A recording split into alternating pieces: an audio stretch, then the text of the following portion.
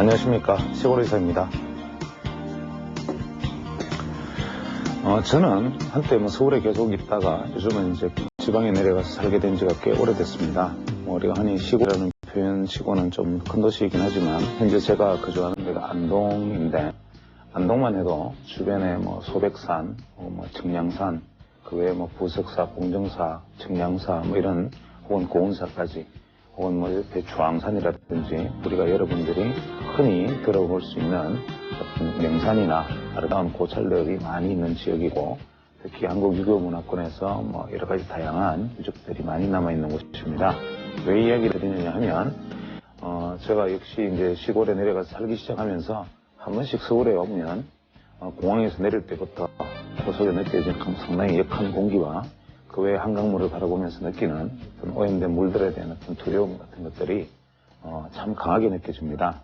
예전에 한동안 서울에서 공부하고 서울에서 머물고 있을 때는 이러한 부분들에 대해서 아무런 의식도 하지 않았고, 또 서울이라는 곳이 주는 어떤 문화적 혜택이라든지 어떤 생활의 편리, 삶의 부분에 있어서 주는 혜택들에 대해서 상당히 가치 있게 생각을 하고 있었는데, 이제 시골에 내려가서 살면서 느낀 점은 우리가 보통 건강식이다, 건강관리다, 그 외에 헬스다, 헬스케어다, 다양한 건강보조법들, 각종 건강법들을 실천하고, 심지어는 집에서 먹는 음식조차도 유기농과 정수된 물, 이러한 것들을 중심으로 해서 자신의 건강들을 무지하게 많이 챙기고 있습니다. 그러나 실제로 우리가 가장 가까이 인간이 중요한 어떤 삶의 본질에 해당되는 공기, 물, 이러한 부분이 주는 어떤 혜택들은 서울과는 비교도 되지 않을 정도로 지방이 훨씬 더 유리할 것입니다.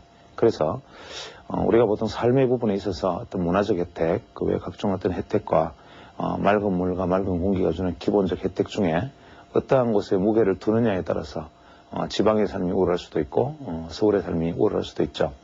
주식이라는 것도 마찬가지입니다. 어떤 측면에서 주식이 훨씬 더 달콤한 매력을 주는 주식이 있고, 어떤 종목들은 훨씬 많은 수익을 보장하는 것처럼 아주 그치 화려하게 포장된 종목들이 있을 수 있는데, 이것을 보는 가치에 따라서는 그러한 것들이 주는 매력 못지않게 이러한 것들이 주는 그 부작용이나 그 외에 각종 감춰진 독소들을 생각한다면 오히려 공기 좋은 시골의 물이나 공기처럼 항상 안정적으로 유지되고 본질 가치가 유지되는 우량하고 건강한 어떤 주식들이나 종목들도 존재하고 있을 것입니다. 그래서 사람은 보는 각도에 따라서 지방이냐 시골이냐가 더 선호되는 부분이 있듯이, 주식이라는 것도 막상 내 눈에 보여지는 어떤 그런 아름다운 점보다는 실제로 나에게 있어서 이것이 고통을 주지 않고 미래의 어떤 경우에도 나에게 안심을 시켜줄 수 있는 주식, 이러한 종목들을 끊임없이 가까이 하고 옆에 두므로 해서 항상 맑은 공기와 맑은 물에 살면서 건강을 유지하는 것과 같은 그런 바람직한 어떤 계기가 될 수 있기를 바랍니다.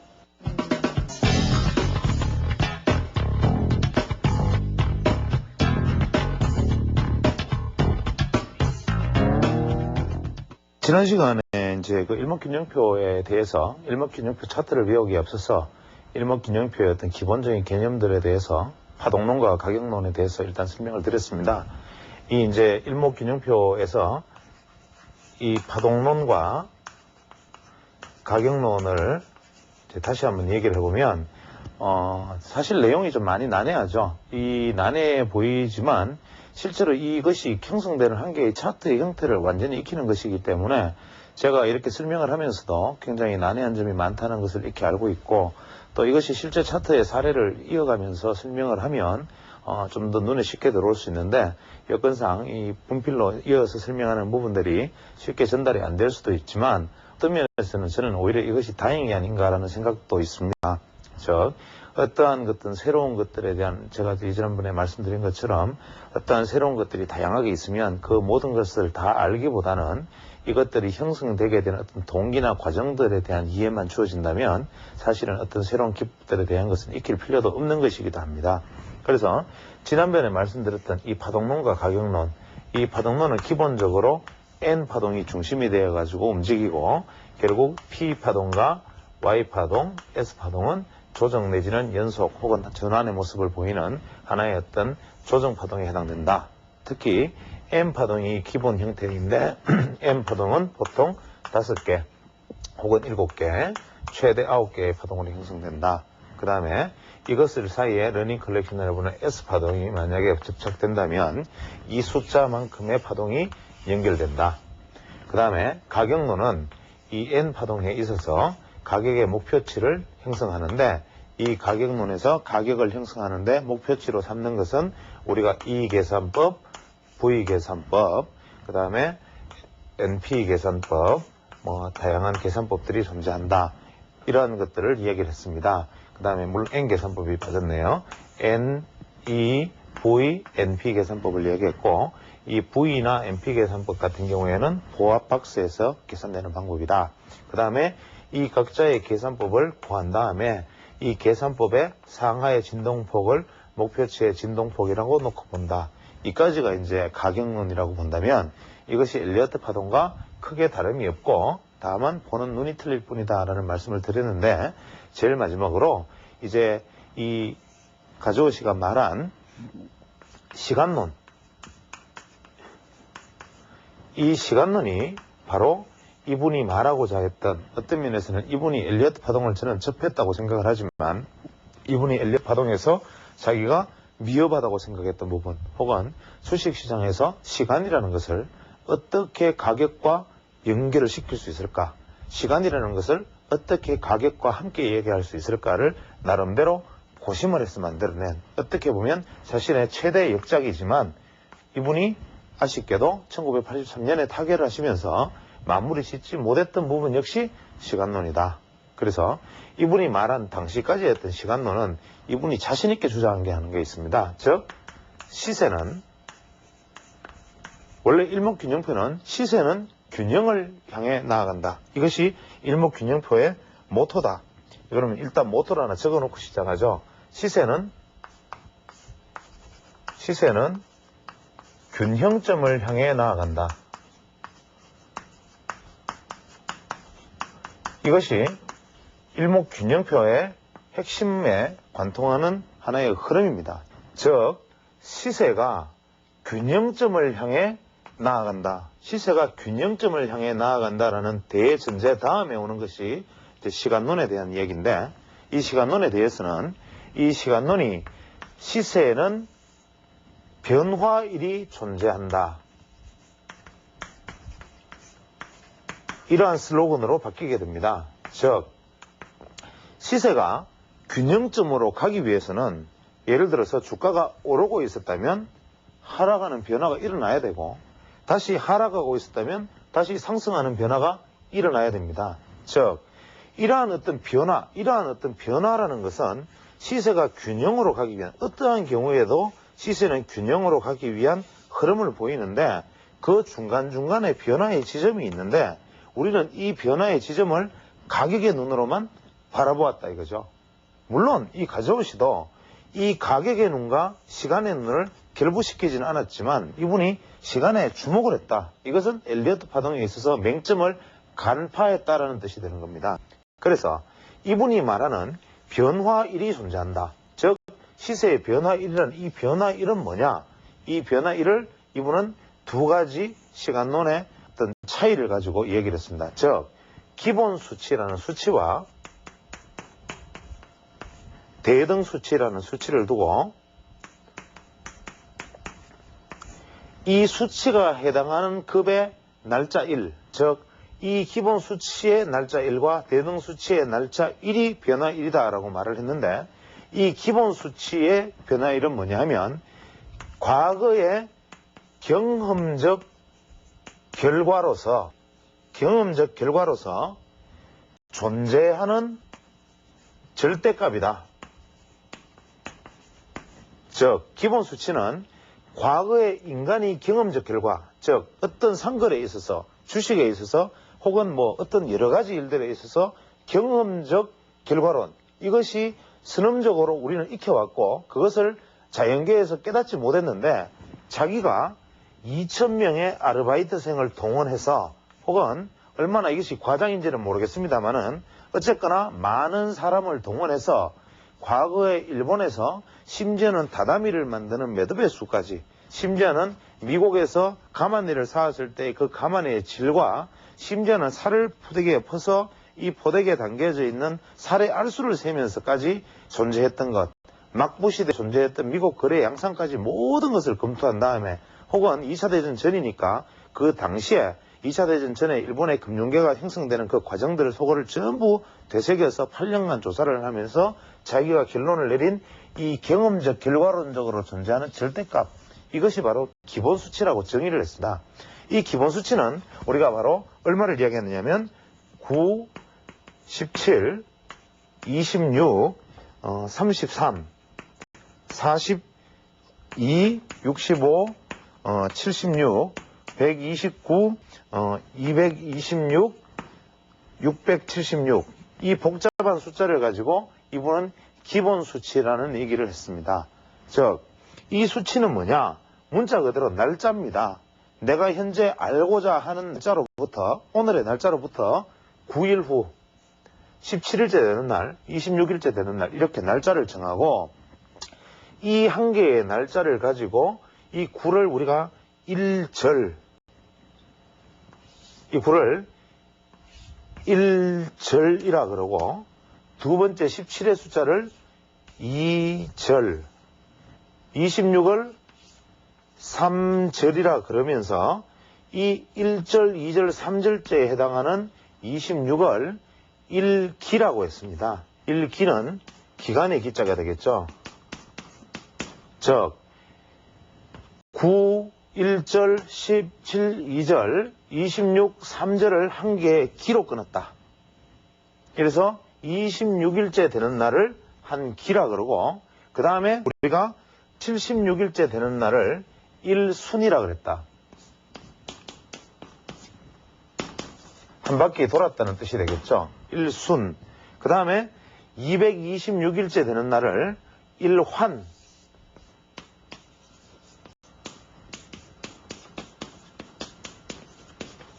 1환이라 그러고, 676일째 되는 날을 1순환이라 그랬다.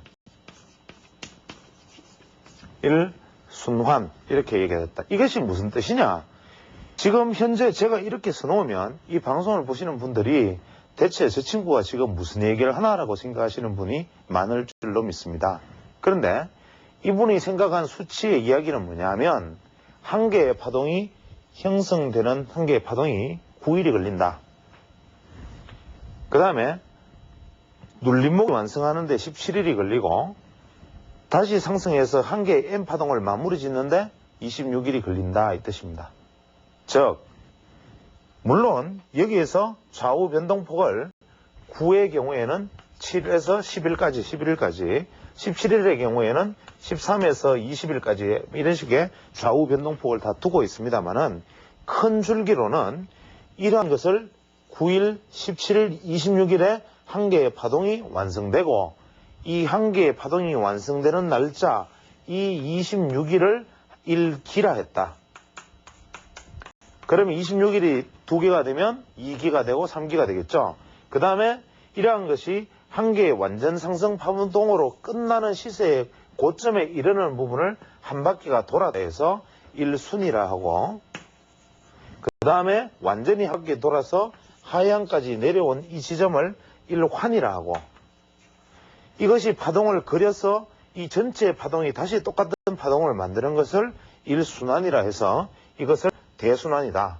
즉, 이 복잡한 것처럼 보이는 이 숫자들이 엘리어트식으로 이야기하면 소파동 3, 4, 5 한 개 파동, 1, 2, 3 두 개 파동, 1, 2, 3, 4, 5 또 한 개 파동, 1, 2, 3 두 개 파동, 1, 2, 3, 4, 5 이렇게 파동해서 1, 2, 3, 4, 5가 되고, 이것이 좀 더 큰 상위 파동에서는 한 개의 상승 파동이 되고, 즉 극소파동, 소파동, 중간파동, 뭐 대형파동, 대파동, 그랜드 사이클, 슈퍼 사이클, 슈퍼 그랜드 사이클, 이렇게 엘리어트 파동에서 크게 잡아갔던 이 형식을 이분은 이렇게 바로 절, 기, 순, 환, 순환이라는 이름으로 붙이고, 그래서 이 파동을, 사이즈를, 볼륨을 계속 붙이고, 그것이 결정되는 날짜들이 존재한다. 미리 꺼버리는 겁니다. 즉, 엘리어트 같은 경우에는 형성된 파동의 모습을 보고, 아, 이제 뭐 중간 파동이 한 개의 상승 파동이 마무리되고 소정이 끝났구나라고 얘기하지만, 이분 같은 경우에는 황당하게도 시간의 변화일이 존재한다고 그러면서 절대 수치로는 9, 17, 26 날짜를 딱 정해놓고 이 날짜에 파동이 이렇게 마무리되는 것이야. 이것이 과거 경험적 결과론이야. 이렇게 얘기를 합니다. 살을 팔아도 마찬가지, 사람이 돗자리를 짜도 마찬가지, 인간이 하는 행위들의 한계의 사사등의 파동에 마무리되는 날짜는 이러하더라라는 경험론적 결과, 즉 선험적 결과의 어떤 존재, 이 절대값이라는 것이 바로 기본수치다. 이렇게 얘기를 한 겁니다. 그 다음에 대응수치라는 것은 뭐냐 하면 이 기본적인 수치가 존재를 하고 아울러 모든 행위는 직전의 학습 경험에 영향을 받아서 다음의 행동의 결과가 나타난다. 역시 인과율입니다. 즉 이전에 어떤 과정을 거쳤던 것이 현재의 어떤 모습을 나타내는 중요한 신호다. 즉 과거에 대응되었던 어떠한 것들이 현재에 대응되어지는 부분을 우리가 대응수치라 하자. 즉 이것은 변동값이다. 이 대응수치의 개념을 쉽게 설명을 하면 이제 예를 들어서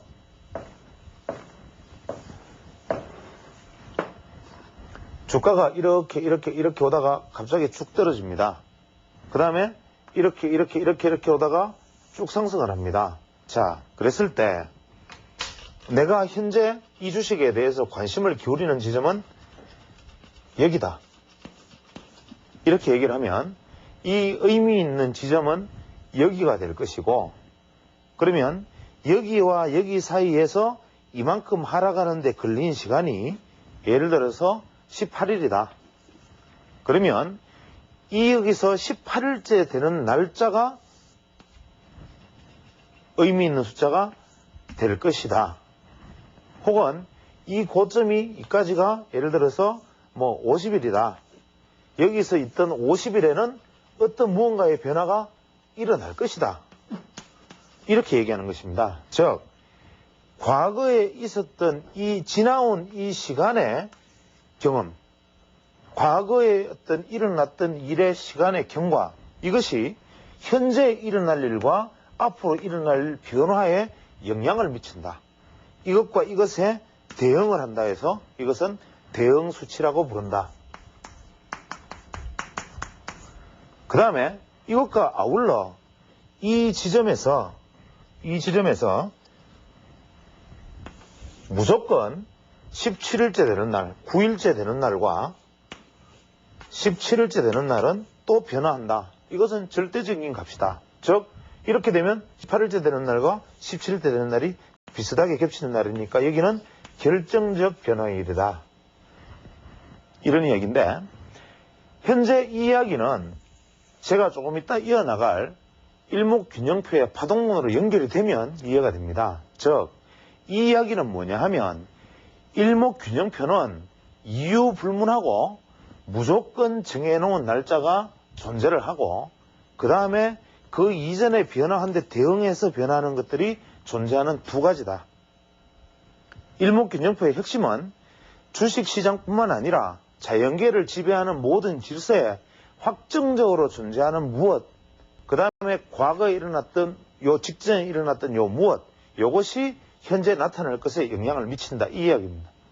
그래서 이것을 시간론이라고 그러는데, 실제로 이 일목균형표 상에서 시간론을 적용을 해보면 굉장히 그럴듯하게 저는 맞습니다.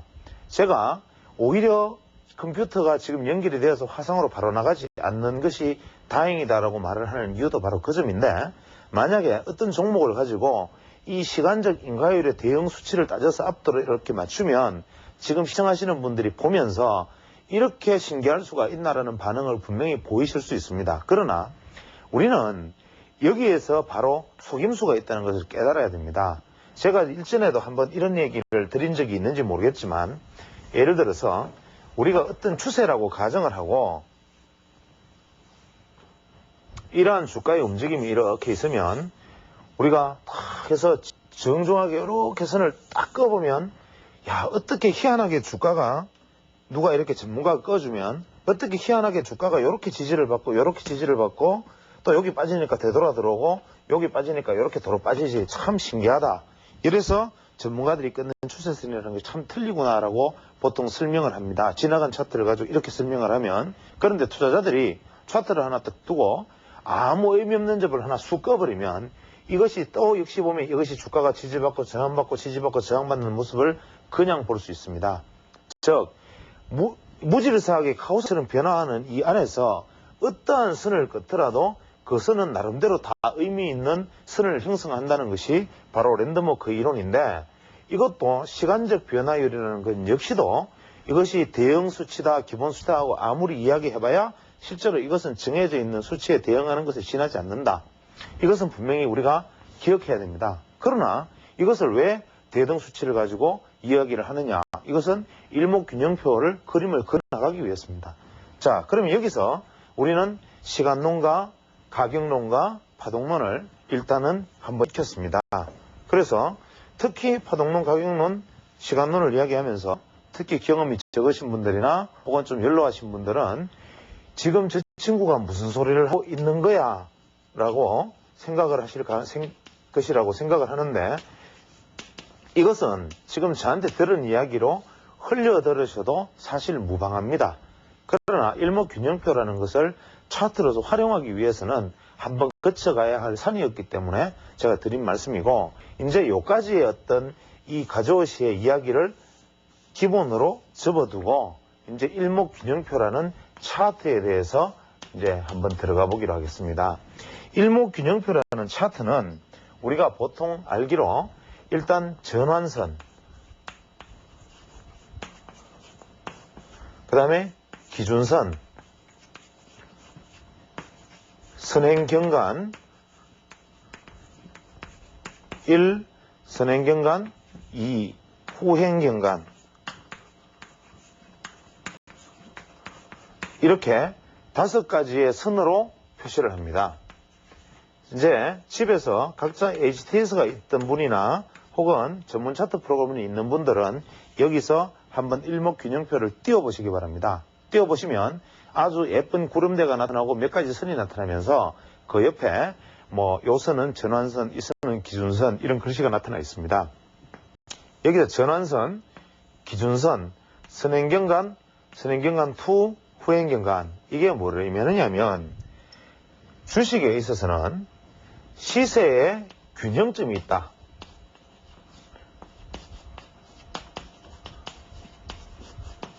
즉 시세의 균형을 알 수 있는 선이 있다. 즉 전환선은 뭐냐면 가조시가 말한 시세는 매도세와 매수세의 균형이 깨어지면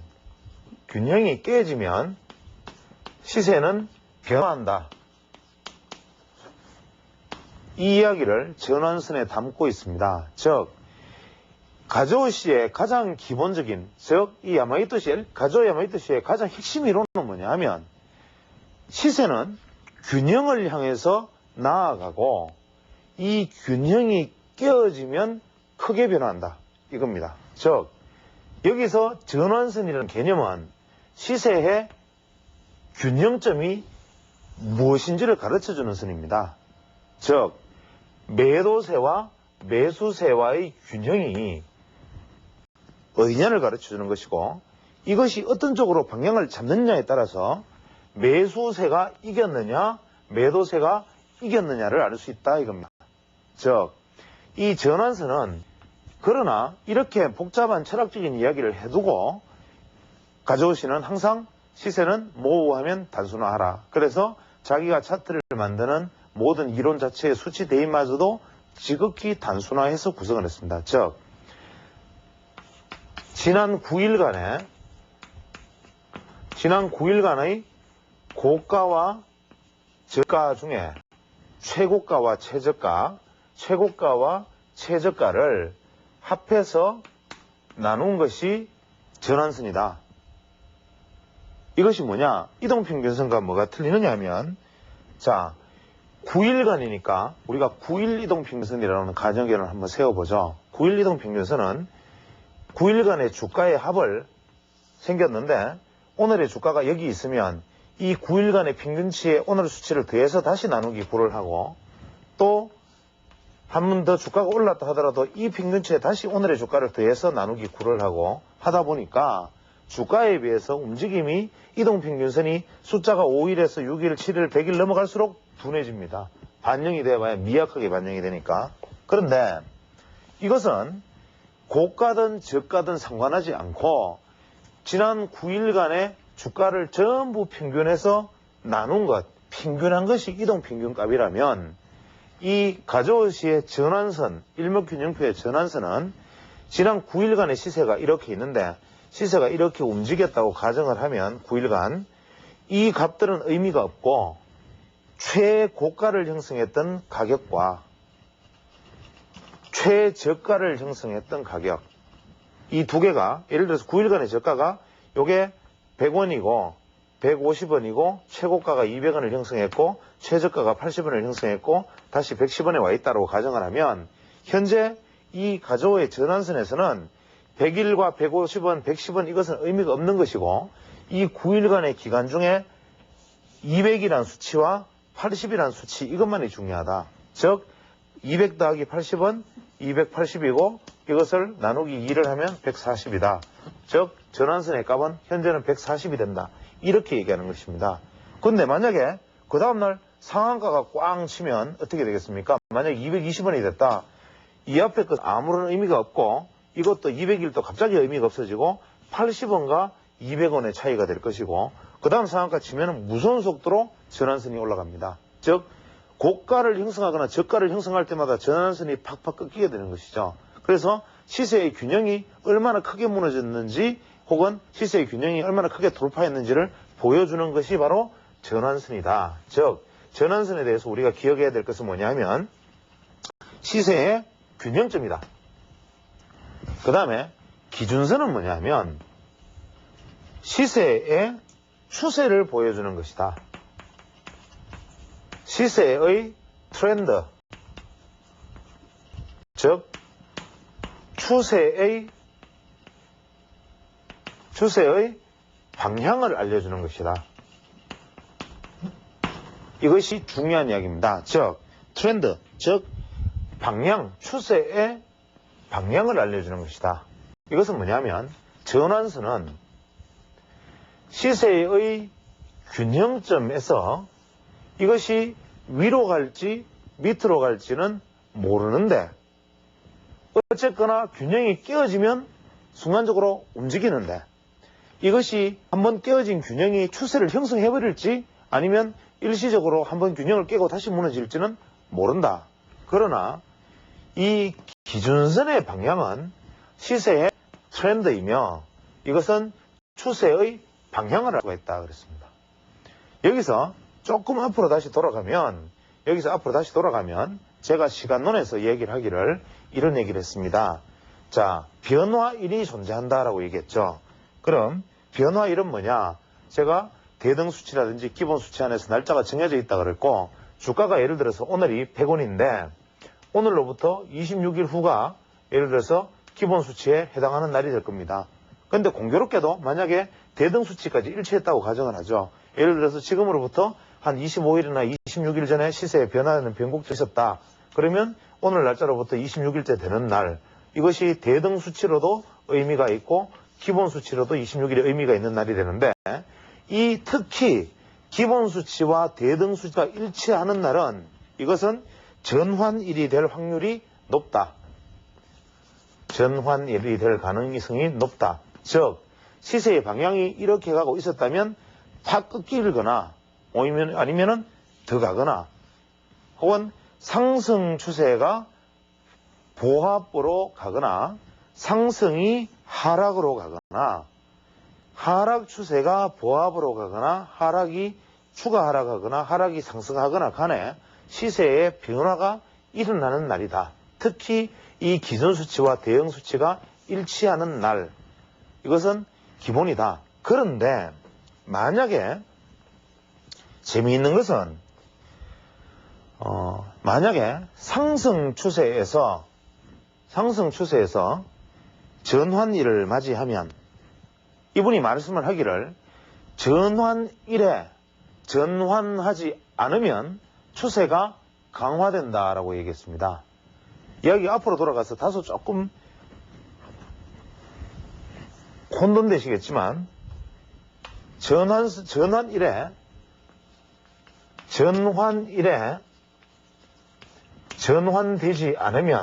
전환되지 않으면 시세는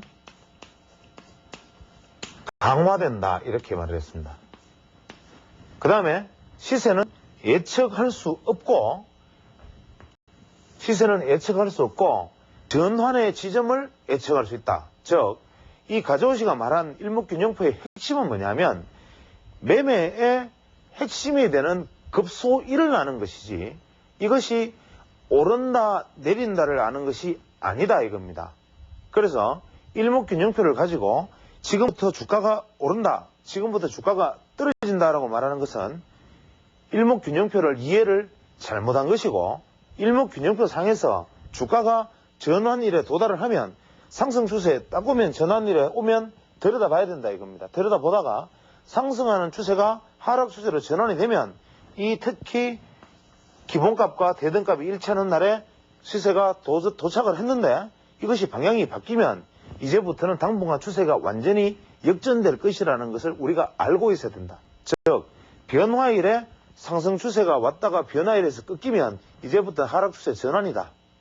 하락하던 추세가 전환일에 다가왔는데 상승 반전을 하려고 그러면 과거와는 달리 이거는 정말 추세 반전이다. 이렇게 판단하는 것이다. 그러나 전환일이 왔는데 전환이 되지 않으면 추세는 강화되는데 한 가지 재미있는 것은 뭐냐 하면 상승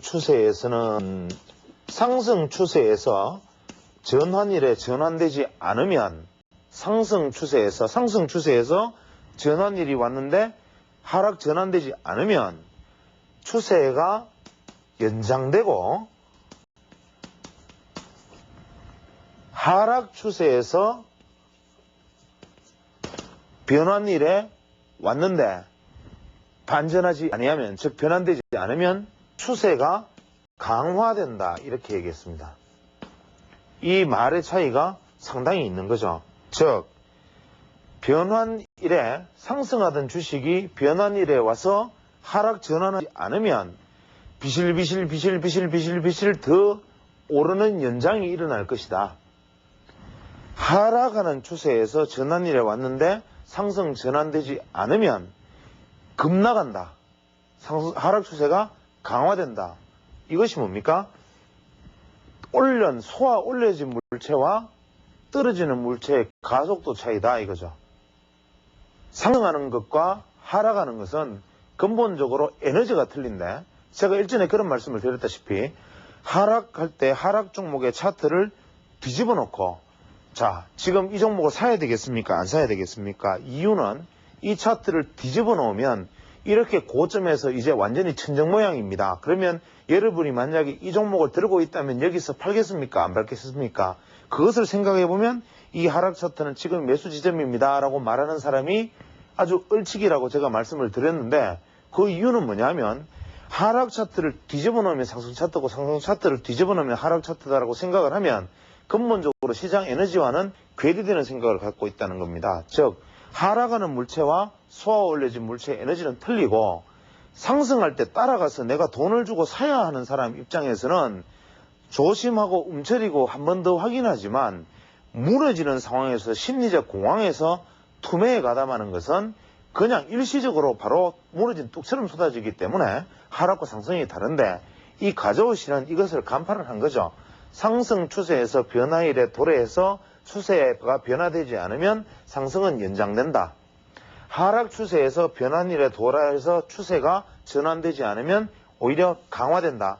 그러면 우리는 일목균형표를 볼 때 이 종목이 변화일에 도달하고 있는데 하락하고 있던 종목이 변화일에 왔는데 상승으로 돌입하지 않고 상승 추세로 돌입하지 않는다. 어떻게 되겠습니까? 한 번 더 큰 하락이 있을 것 같으니까 지금이라도 손절매하고 나오자 이런 얘기가 돼야 되고 어떤 종목을 보유하고 있다가 변화일이 왔는데 하락 전환 안 되니까 야 더 올라가나 봐 더 사지 말고 가지고 있는 종목이 조금 더 오르면 그때 돼서 이익 실현하고 나와야 한다. 이런 얘기로 연결이 될 겁니다.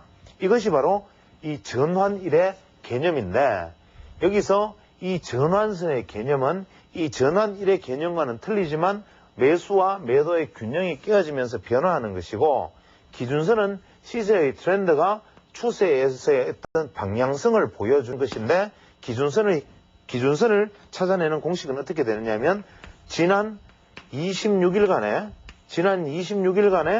고점과 최고점과 최저점을 평균한 것이다. 즉, 어떻게 보면 전환선은 단기 이동 평균선이고 기준선은 장기 이동 평균선과 비슷한 거다. 그러나 이동 평균선은 거기에 속해 있는 날짜를 전부 합해서 나누기 한 것이지만, 이 전환선과 기준선은 고점과 저점, 최고점과 최저점만을 취한 것이고, 그 시세의 최고점과 최저점을 나누기 위해서 평균 중간 에너지의 최대 진폭 에너지의 중간값을, 즉 균형점을 취한 것이다. 이게 틀린다 이거죠.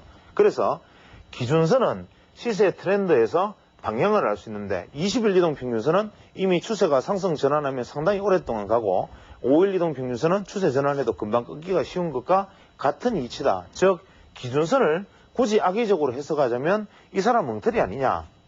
26일간 즉 20일 이동 평균선의 방향을 놓고 시세 트렌드의 방향을 안다. 그거 당연한 얘기 아니냐. 이렇게 생각할 수 있지만, 이 사람이 말한 것은 에너지에 주목했기 때문에 최고점과 최저점만을 취하는 것이다. 그 다음에 이러한 두 개가 전환선과 기준선이 형성이 되면, 우리는 보통 현재 일목균형표를 공부한 사람들의 거의 대부분의 견해는 이 전환선과 기준선은 큰 의미가 없기 때문에 그리 공부할 필요가 없고 알 필요가 없다라는 얘기를 합니다. 그냥 전환선과 기준선의 매매 기법은 어떻게 되느냐. 이 기준선을 전환선이 골든 크로스 하면 매수다. 이 기준선을 전환선이 데드 크로스 하면 매도다. 이렇게 이 정도로 단순하게 생각하면 된다. 즉 일목균형표를 볼 때 전환선이 기준선을 데드 크로스 하면 매도해라. 전환선이 기준선을 골든 크로스 하면 매수해라. 이렇게 얘기를 하지만, 이것은 이동평균선의 개념을 그대로 갖다 대서 대입한 데 지나지 않는다. 즉 시세 전체의 평균과 최대 진폭 에너지의 평균은 틀린다. 이것을 지금 이해를 못하는 것입니다. 즉 여기서 우리가 시노하라의 비율을 한번 사례를 들어볼 수 있는데, 우리 시노하라의 비율에 대해서 투자자들이 아시는 분이 있을 것입니다. 시노하라의 AB 레이시오라 그러죠. 나중에 이런 어떤 보조지표들에 대해서 얘기할 기회가 있을지 모르겠지만, 시노하라의 A 레이시오와 시노하라의 B 레이시오는 26일간의 에너지 중에서 시가 대비 고가와 시가 대비 저가의 합을 26일간 나눈 것, 혹은 전일 종가 대비 고가와 전일 종가 대비 저가를 나눈 것. 이것이 왜냐? 왜 중요하냐? 왜 이것이 전일 종가 대비가 B 레이시오, 현재 시가 대비 고가 저가가 A 레이시오냐? 특히 이 A 레이시오와 B 레이시오는 왜 이것이 에너지고 인기고 심리냐? 이것이 바로 최대 진동폭이 주는 것이 시장에 차지하는 비중이 크다. 즉 이 주가가 이만큼 한번 솟을 수 있었던 그 당시의 여건, 밑으로 이만큼 떨어질 수 있었던 그 당시의 여건들은 시장에 분명히 녹아있는 무엇인가 있다. 즉 무조건 이것들을 평균해가지고 이동평균에서 바라보고 보는 것이 아니고, 왜 그 순간에 9일 이내에 이만큼 한번 솟을 수 있었던 에너지가 존재했던가, 왜 이만큼 떨어질 수 있던 에너지가 존재했던가에 주목한 것이 바로 이 전환선과 기준선의 개념이 되고, 이것이 나중에 뭐 시노하라의 개념과도 비슷하게 일치하는 부분이 있는데, 재밌는 것은 시노하라의 AB 레이시오도 26일 기준으로 삼고, 이 가조의 이동평균선도 이동평균선의 기준선은 26일로 삼았고, 제가 앞에서 말씀드렸던 이 26일이라는 것도 우리가 기본값에 있어서 굉장히 절대치로서 굉장히 중요한 의미를 가지고, 이것이 한 기, 1기라고 얘기한다 그랬죠. 한 개의 주기다. 그러면 이 26이라는 의미가 왜 이 사람들한테 그렇게 중요하게 작용을 했던가라는 것을 질문을 해보면, 이 사람의 책에는 뭐 재밌는 이야기들을 합니다. 26일째 되는 날, 혹은 이것은 달력의 주기와 양음역의 주기와 관련도 있기도 하고, 막부 시대부터 일본에서 내려오던 관습들 뭐 다양한 것들을 자기들이 연구한 결과에 의하면, 자기가 사람을 엄청나게 동원해서 이것을 연구한 바에 의하면 26일이 최대 변곡점이다라고 말을 하지만, 실제로 일본 시장이 일주일에 5일 정도 열렸으니까 한 달이면 거래일이 26일이고, 그것을 거래일 26일동 평균을 하겠다는 생각을 하는 것은 당연하지 않나 생각하고, 제 생각에는 아마 이분이 생각했던 것도 26일은 뭐 그럴듯하게 표현을 하지만 실제로는 아마 실거래일이 한 달 거래일이 26일 때문이었나 아니었나 생각을 합니다. 그래서 저는 보통 이 일목균형표를 쓸 때 원래 22거래일을 중심으로 기준선을 잡고 그 외의 모든 것도 수치를 낮춰가지고 변용을 해서 사용을 합니다. 그래서 이 신호하라 자신도 이 기준선과 전환선의 수치를 변형할 때 추천을 합니다. 17일로 바꾸거나 혹은 극단적인 경우에 9일선 같은 경우 5일로 바꿔서 사용할 수도 있다라고 얘기를 하고, 심지어는 13일까지 내려서 13일선을 기준선으로 삼을 수도 있다. 이런 추천, 예외 추천도 자기 스스로 합니다. 그래서 이것은 아마 거래일 기준인 것처럼 보이고, 이 부분에 다시 돌아가서 매매는 전환선과 기준선이 골든 크로스다, 데드 크로스다, 이게 중요한 게 아니고, 이것의 매매의 기준은 어떻게 되느냐 하면, 기준선을, 전환선이 골든 크로스 후에 제골든 크로스가 냈을 때가 매수 시점이고, 기준선을, 전환선이 데드 크로스 후에 제데드 크로스를 낼 때가 매도 사인입니다. 혹은 골든 크로스 후에 지지받고 다시 오르는 이 지점을 리골든 크로스라고 얘기하기도 하기 때문에, 돌파해서 지지받거나 돌파해서 재돌파하는 국면을 매수 국면, 그 다음에 매도해서 돌파했다가 다시 데드 크로스 내면 매도 국면, 혹은 돌파했다가 디디고 다시 하락하면 매도 국면, 이렇게 얘기를 하는데, 이 전환선과 기준선의 관계에서 재미있는 것은 뭐냐 하면, 우리가 이 신호하라가 매수호기라고 표현한 시기가 뭐냐 하면, 신호하라의 매수호기는 주식을 매수하기에 좋은 국면은 뭐냐, 이것은 전환선 시세가 전환하고 난 다음에 기준선과 전환선을 뚫고, 특히 전환선을 먼저 뚫고 기준선을 뚫는 것이 당연하겠죠. 이러한 뚫고 올라가서 기준선 위에 시세가 존재를 하고, 종가가, 그 다음에 기준선이 상방향으로 추세를 잡았을 때, 그래서 9일 거래일 동안, 그 다음에 추세를 잡고 난 다음에 9일간 주가가 조정을 받을 수도 있으나, 이 9일간 하락을 한다 하더라도 9일 중에 하루는 반전을 해준다면 이것은 매수의 호기다. 이것이 뭘 의미하겠습니까? 즉 9일간 계속 하락을 계속 해버리면 이 전환선은 다시 밑으로 완전히 꺾여버리기 때문에, 지속적으로 조정을 받아도 9일째에 조정을 받아도 고점만으로 형성되니까 전환선은 별로 꺾이지 않는데, 이 마지막 9일째 되는 때까지 하락해버리면 전환선이 꺾여버리니까 이때 반등을 하루만 해줘도 전환선은 꺾이지 않는다. 그래서 9일 이내에 반등만 해준다면 주가가 기준선 위에 있는 한 조정을 받아도 매수를 하고, 전환선을 돌파한 주가가, 기준선을 돌파한 주가가 기준선 위에 종가가 놓이고 기준선이 방향성을 상향으로 잡았을 때는 매수하기에 아주 좋은 호기다. 이 전환선 기준선 안에서는 이런 이야기합니다. 나머지 이야기는 다음 시간에 이어서 계속해 나가도록 하겠습니다.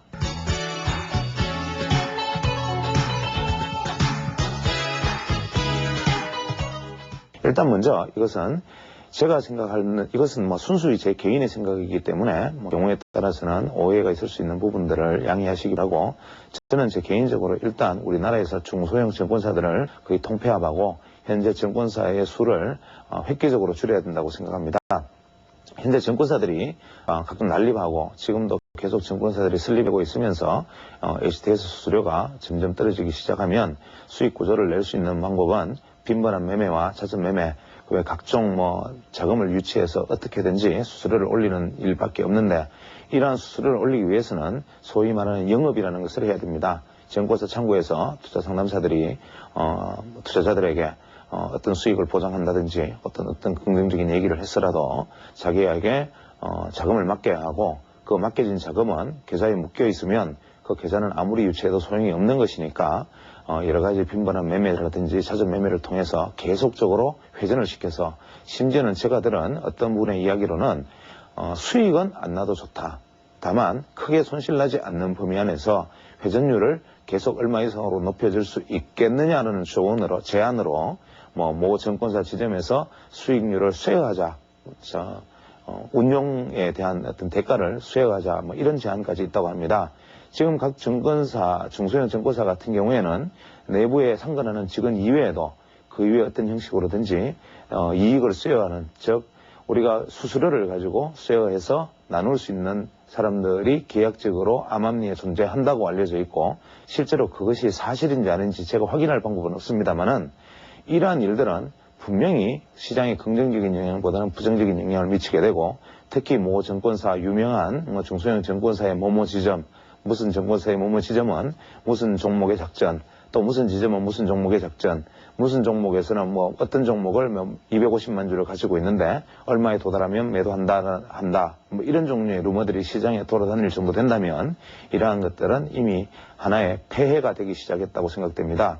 또 다분히 위탁 수수료가 계속 내려간다고 해서 그것이 투자자들에게 무조건 좋은 일인가라는 측면에서도 한번 생각해 볼 만한 필요가 있고, 이러한 어떤 난립 현상을 규제함으로 해서, 혹은 투자를 상담할 때 어떤 윤리성이 결여된 부분으로 일어나는 부분들, 이러한 문제들을 생각할 때 중소형 증권사의 대대적인 통폐합이 필요하지 않나라는 생각입니다. 두 번째로는 우리가 수급의 문제인데, 수급의 문제는 뭐 제가 기회 있을 때마다 끊임없이 얘기하고 있지만, 수급은 반드시. 안녕하십니까, 시골의사입니다. 저는 한때 서울에 계속 있다가 요즘은 이제 지방에 내려가서 살게 된 지가 꽤 오래됐습니다. 우리가 흔히 시골이라는 표현치고는 좀 큰 도시이긴 하지만, 현재 제가 거주하는 데가 안동인데, 안동만 해도 주변에 소백산, 청량산, 그 외에 부석사, 공정사, 청량사, 이런, 혹은 고운사까지, 혹은 옆에 주황산이라든지, 우리가 여러분들이 흔히 들어볼 수 있는 명산이나 아름다운 고찰들이 많이 있는 지역이고, 특히 한국 유교 문화권에서 여러 가지 다양한 유적들이 많이 남아있는 곳입니다. 왜 이야기를 드리느냐 하면, 제가 역시 이제 시골에 내려가서 살기 시작하면서 한 번씩 서울에 오면, 공항에서 내릴 때부터 고속에 느껴지는 상당히 역한 공기와 그 외에 한강물을 바라보면서 느끼는 어떤 오염된 물들에 대한 어떤 두려움 같은 것들이 참 강하게 느껴집니다.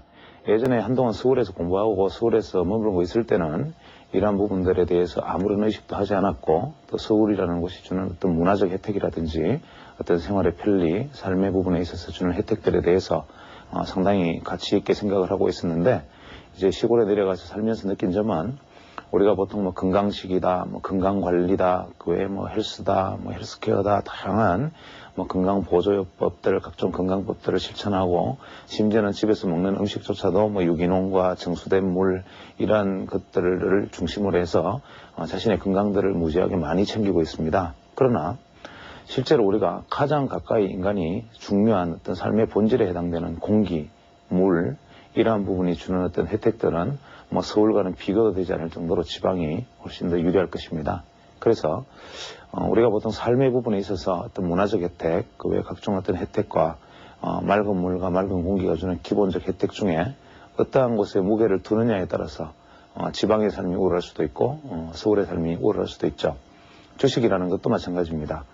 어떤 측면에서 주식이 훨씬 더 달콤한 매력을 주는 주식이 있고, 어떤 종목들은 훨씬 많은 수익을 보장하는 것처럼 아주 그치 화려하게 포장된 종목들이 있을 수 있는데, 이것을 보는 가치에 따라서는 그러한 것들이 주는 매력 못지않게 이러한 것들이 주는 그 부작용이나 그 외에 각종 감춰진 독소들을 생각한다면, 오히려 공기 좋은 시골의 물이나 공기처럼 항상 안정적으로 유지되고 본질 가치가 유지되는 우량하고 건강한 어떤 주식들이나 종목들도 존재하고 있을 것입니다.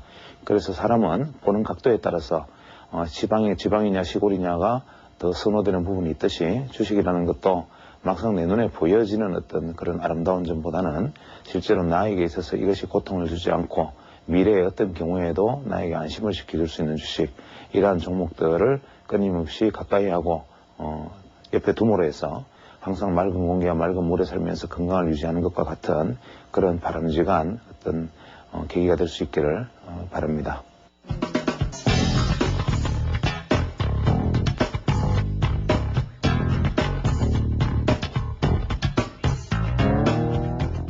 지난 시간에 이제 그 일목균형표에 대해서 일목균형표 차트를 배우기에 앞서서 일목균형표의 어떤 기본적인 개념들에 대해서 파동론과 가격론에 대해서 일단 설명을 드렸습니다. 이 이제 일목균형표에서 이 파동론과 가격론을 다시 한번 얘기를 해보면 사실 내용이 좀 많이 난해하죠. 이 난해해 보이지만 실제로 이것이 형성되는 한 개의 차트의 형태를 완전히 익히는 것이기 때문에 제가 이렇게 설명을 하면서도 굉장히 난해한 점이 많다는 것을 익히 알고 있고, 또 이것이 실제 차트의 사례를 이어가면서 설명을 하면 좀 더 눈에 쉽게 들어올 수 있는데, 여건상 이 분필로 이어서 설명하는 부분들이 쉽게 전달이 안 될 수도 있지만, 어떤 면에서는 저는 오히려 이것이 다행이 아닌가라는 생각도 있습니다. 즉, 어떠한 새로운 것들에 대한, 제가 지난번에 말씀드린 것처럼 어떠한 새로운 것들이 다양하게 있으면 그 모든 것을 다 알기보다는 이것들이 형성되게 되는 어떤 동기나 과정들에 대한 이해만 주어진다면 사실은 어떤 새로운 기법들에 대한 것은 익힐 필요도 없는 것이기도 합니다. 그래서 지난번에 말씀드렸던 이 파동론과 가격론, 이 파동론은 기본적으로 N파동이 중심이 되어 가지고 움직이고, 결국 P파동과 Y파동, S파동은 조정 내지는 연속 혹은 전환의 모습을 보이는 하나의 어떤 조정파동에 해당된다. 특히 M파동이 기본 형태인데 M파동은 보통 5개 혹은 7개, 최대 9개의 파동으로 형성된다. 그 다음에 이것을 사이에 러닝 컬렉션을 보는 S파동이 만약에 접착된다면 이 숫자만큼의 파동이 연결된다. 그 다음에 가격론은 이 N파동에 있어서 가격의 목표치를 형성하는데, 이 가격론에서 가격을 형성하는데 목표치로 삼는 것은 우리가 이계산법, V계산법, 그 다음에 NP계산법, 다양한 계산법들이 존재한다. 이러한 것들을 이야기를 했습니다. 그 다음에 물론 N계산법이 빠졌네요. N, E, V, NP 계산법을 얘기했고, 이 V나 NP 계산법 같은 경우에는 보합 박스에서 계산되는 방법이다. 그 다음에 이 각자의 계산법을 구한 다음에 이 계산법의 상하의 진동폭을 목표치의 진동폭이라고 놓고 본다. 이까지가 이제 가격론이라고 본다면 이것이 엘리어트 파동과 크게 다름이 없고 다만 보는 눈이 틀릴 뿐이다 라는 말씀을 드렸는데, 제일 마지막으로 이제 이 가즈오 씨가 말한 시간론,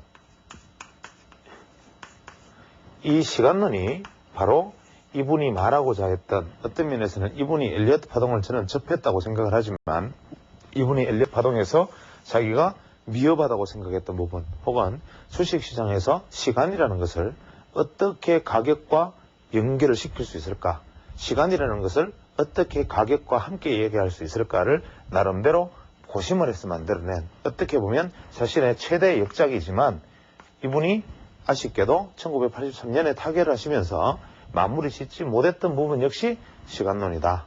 그래서 이분이 말한 당시까지 했던 시간론은 이분이 자신있게 주장한 게 하는 게 있습니다. 즉, 시세는, 원래 일목균형표는 시세는 균형을 향해 나아간다. 이것이 일목균형표의 모토다.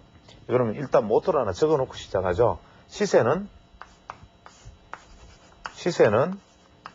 균형점을 향해 나아간다. 이것이 일목균형표의 핵심에 관통하는 하나의 흐름입니다. 즉, 시세가 균형점을 향해 나아간다. 시세가 균형점을 향해 나아간다라는 대전제 다음에 오는 것이 이제 시간론에 대한 이야기인데, 이 시간론에 대해서는 이 시간론이 시세에는 변화일이 존재한다.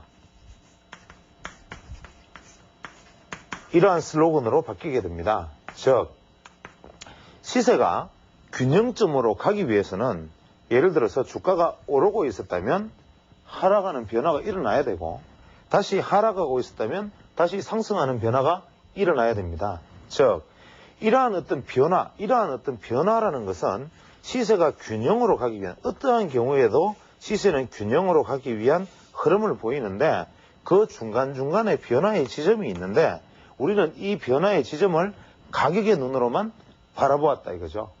물론 이 가즈오 씨도 이 가격의 눈과 시간의 눈을 결부시키지는 않았지만 이분이 시간에 주목을 했다. 이것은 엘리어트 파동에 있어서 맹점을 간파했다라는 뜻이 되는 겁니다. 그래서 이분이 말하는 변화일이 존재한다. 즉, 시세의 변화일이라는 이 변화일은 뭐냐? 이 변화일을 이분은 두 가지 시간론의 어떤 차이를 가지고 얘기를 했습니다. 즉, 기본 수치라는 수치와 대등 수치라는 수치를 두고 이 수치가 해당하는 급의 날짜 1, 즉 이 기본 수치의 날짜 1과 대등 수치의 날짜 1이 변화 1이다 라고 말을 했는데, 이 기본 수치의 변화 1은 뭐냐 하면 과거의 경험적 결과로서 존재하는 절대값이다.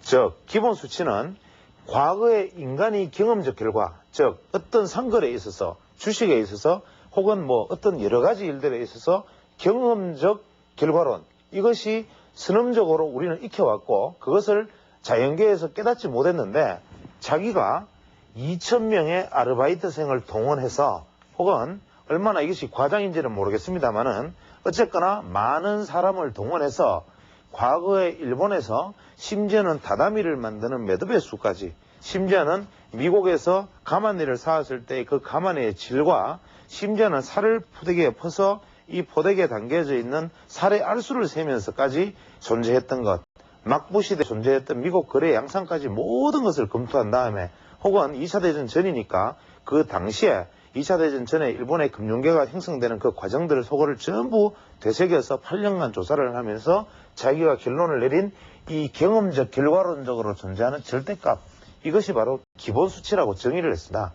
이 기본 수치는 우리가 바로 얼마를 이야기했느냐면 9, 17, 26, 33, 42, 65, 76, 129, 226, 676, 이 복잡한 숫자를 가지고 이분은 기본 수치라는 얘기를 했습니다.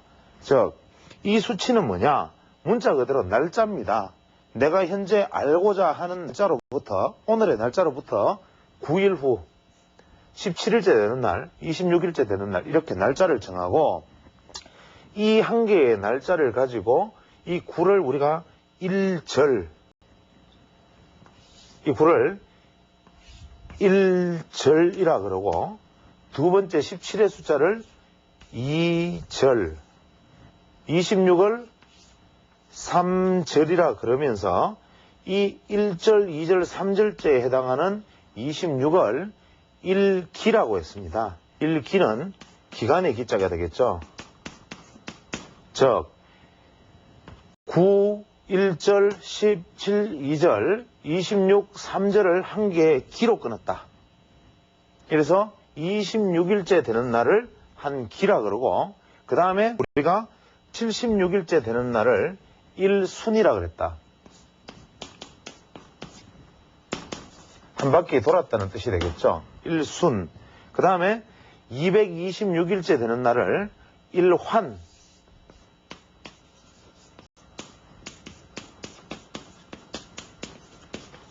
1환이라 그러고, 676일째 되는 날을 1순환이라 그랬다. 1순환. 이렇게 얘기했다. 이것이 무슨 뜻이냐? 지금 현재 제가 이렇게 써놓으면 이 방송을 보시는 분들이 대체 저 친구가 지금 무슨 얘기를 하나라고 생각하시는 분이 많을 줄로 믿습니다. 그런데 이분이 생각한 수치의 이야기는 뭐냐면, 한 개의 파동이 형성되는, 한 개의 파동이 9일이 걸린다. 그 다음에 눌림목을 완성하는데 17일이 걸리고, 다시 상승해서 한 개의 M파동을 마무리 짓는데 26일이 걸린다, 이 뜻입니다. 즉, 물론 여기에서 좌우 변동폭을 9의 경우에는 7에서 11일까지, 17일의 경우에는 13에서 20일까지 이런 식의 좌우 변동폭을 다 두고 있습니다만은, 큰 줄기로는 이러한 것을 9일, 17일, 26일에 한 개의 파동이 완성되고, 이 한 개의 파동이 완성되는 날짜, 이 26일을 1기라 했다. 그러면 26일이 2개가 되면 2기가 되고 3기가 되겠죠. 그 다음에 이러한 것이 한 개의 완전 상승 파동으로 끝나는 시세의 고점에 이르는 부분을 한 바퀴가 돌아다 해서 1순이라 하고, 그 다음에 완전히 한 바퀴 돌아서 하향까지 내려온 이 지점을 일환이라 하고, 이것이 파동을 그려서 이 전체 파동이 다시 똑같은 파동을 만드는 것을 일순환이라 해서 이것을 대순환이다.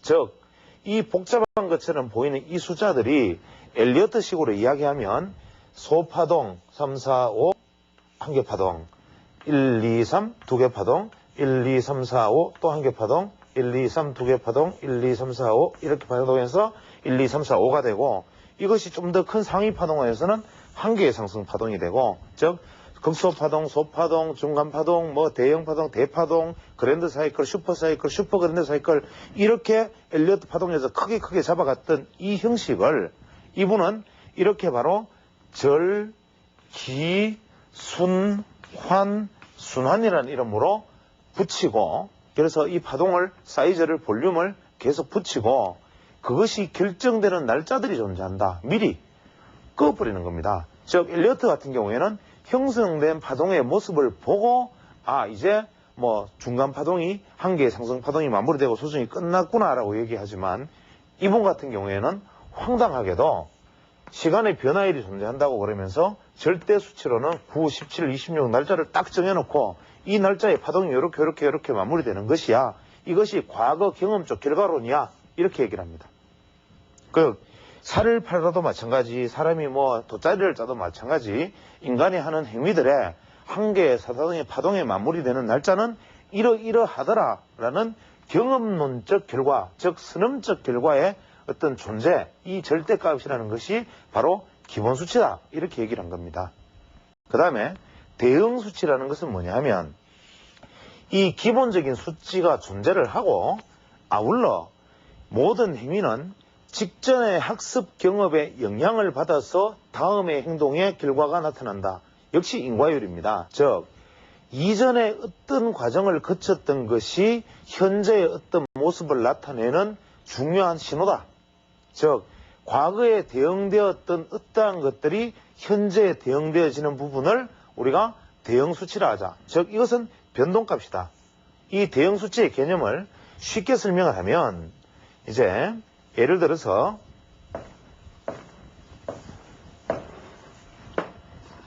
주가가 이렇게 오다가 갑자기 쭉 떨어집니다. 그 다음에 이렇게 오다가 쭉 상승을 합니다. 자, 그랬을 때 내가 현재 이 주식에 대해서 관심을 기울이는 지점은 여기다. 이렇게 얘기를 하면 이 의미 있는 지점은 여기가 될 것이고, 그러면 여기와 여기 사이에서 이만큼 하락하는데 걸린 시간이 예를 들어서 18일이다. 그러면 이 여기서 18일째 되는 날짜가 의미 있는 숫자가 될 것이다. 혹은 이 고점이 이까지가 예를 들어서 뭐 50일이다. 여기서 있던 50일에는 어떤 무언가의 변화가 일어날 것이다. 이렇게 얘기하는 것입니다. 즉 과거에 있었던 이 지나온 이 시간의 경험, 과거에 어떤 일어났던 일의 시간의 경과, 이것이 현재 일어날 일과 앞으로 일어날 변화에 영향을 미친다. 이것과 이것에 대응을 한다 해서 이것은 대응수치라고 부른다. 그 다음에 이것과 아울러 이 지점에서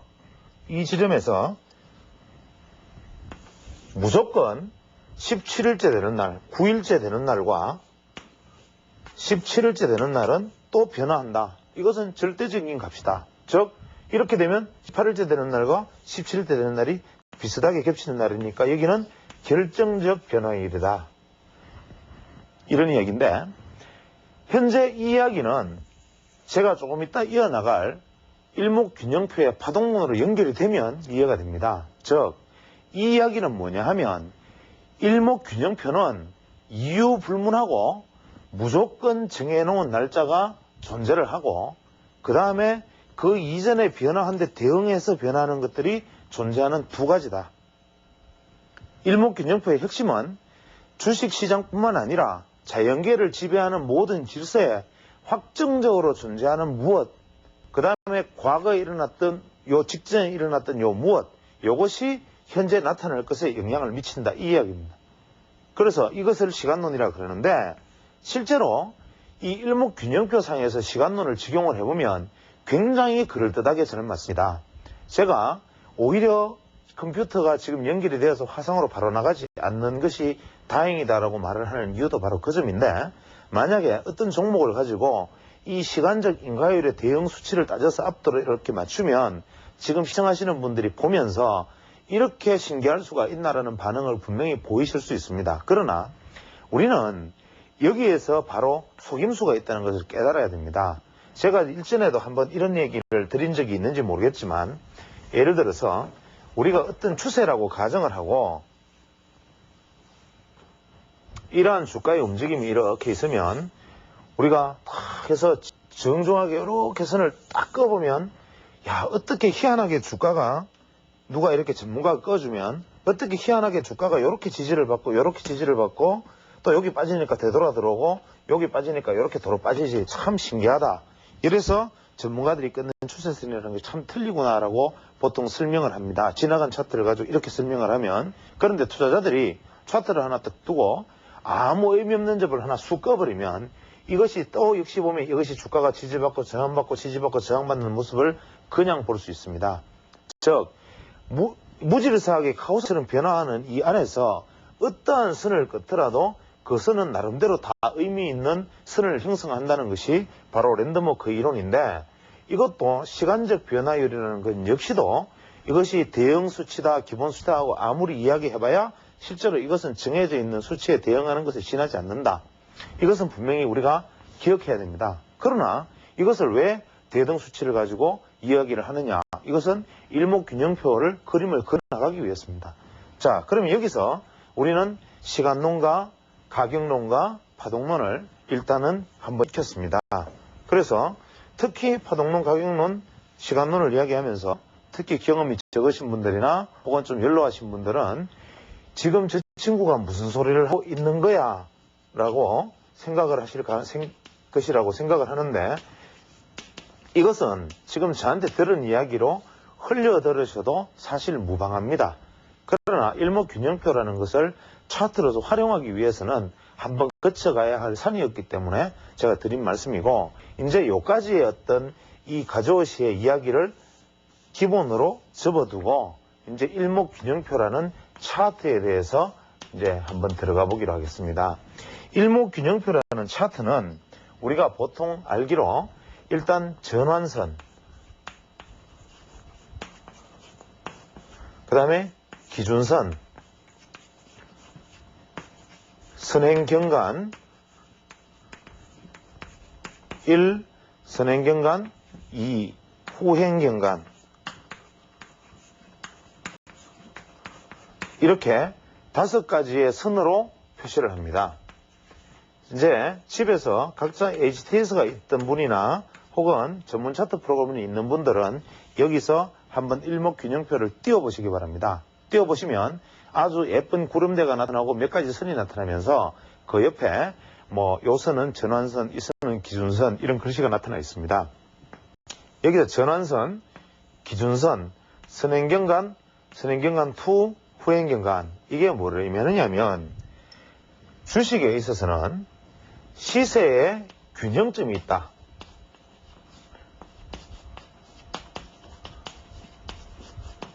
즉 시세의 균형을 알 수 있는 선이 있다. 즉 전환선은 뭐냐면 가조시가 말한 시세는 매도세와 매수세의 균형이 깨어지면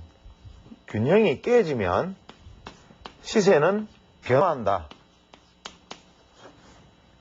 이 이야기를 전환선에 담고 있습니다. 즉 가조시의 가장 기본적인, 즉 이 가조 야마이토시의 가장 핵심 이론은 뭐냐 하면 시세는 균형을 향해서 나아가고 이 균형이 깨어지면 크게 변화한다, 이겁니다. 즉 여기서 전환선이라는 개념은 시세의 균형점이 무엇인지를 가르쳐주는 선입니다. 즉 매도세와 매수세와의 균형이 어디냐를 가르쳐주는 것이고, 이것이 어떤 쪽으로 방향을 잡느냐에 따라서 매수세가 이겼느냐 매도세가 이겼느냐를 알 수 있다 이겁니다. 즉, 이 전환선은 그러나 이렇게 복잡한 철학적인 이야기를 해두고 가져오시는 항상 시세는 모호하면 단순화하라. 그래서 자기가 차트를 만드는 모든 이론 자체의 수치 대입마저도 지극히 단순화해서 구성을 했습니다. 즉, 지난 9일간의 고가와 저가 중에 최고가와 최저가, 최고가와 최저가를 합해서 나눈 것이 전환선이다. 이것이 뭐냐? 이동평균선과 뭐가 틀리느냐 하면, 자, 9일간이니까 우리가 9일 이동평균선이라는 가정계를 한번 세워보죠. 9일 이동평균선은 9일간의 주가의 합을 생겼는데 오늘의 주가가 여기 있으면 이 9일간의 평균치에 오늘의 수치를 더해서 다시 나누기 9를 하고, 또 한 번 더 주가가 올랐다 하더라도 이 평균치에 다시 오늘의 주가를 더해서 나누기 9를 하고 하다 보니까 주가에 비해서 움직임이 이동평균선이 숫자가 5일에서 6일, 7일, 100일 넘어갈수록 둔해집니다. 반영이 돼봐야 미약하게 반영이 되니까.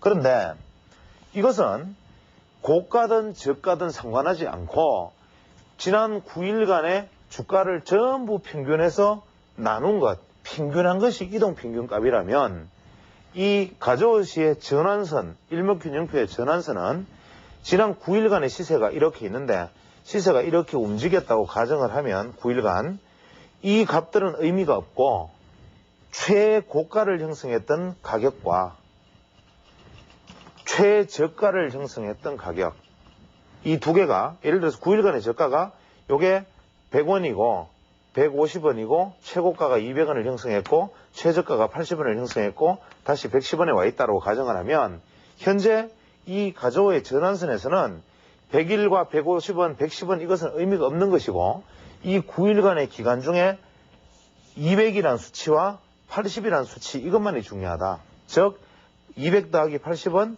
280이고 이것을 나누기 2를 하면 140이다. 즉 전환선의 값은 현재는 140이 된다. 이렇게 얘기하는 것입니다. 근데 만약에 그 다음날 상한가가 꽝 치면 어떻게 되겠습니까? 만약에 220원이 됐다.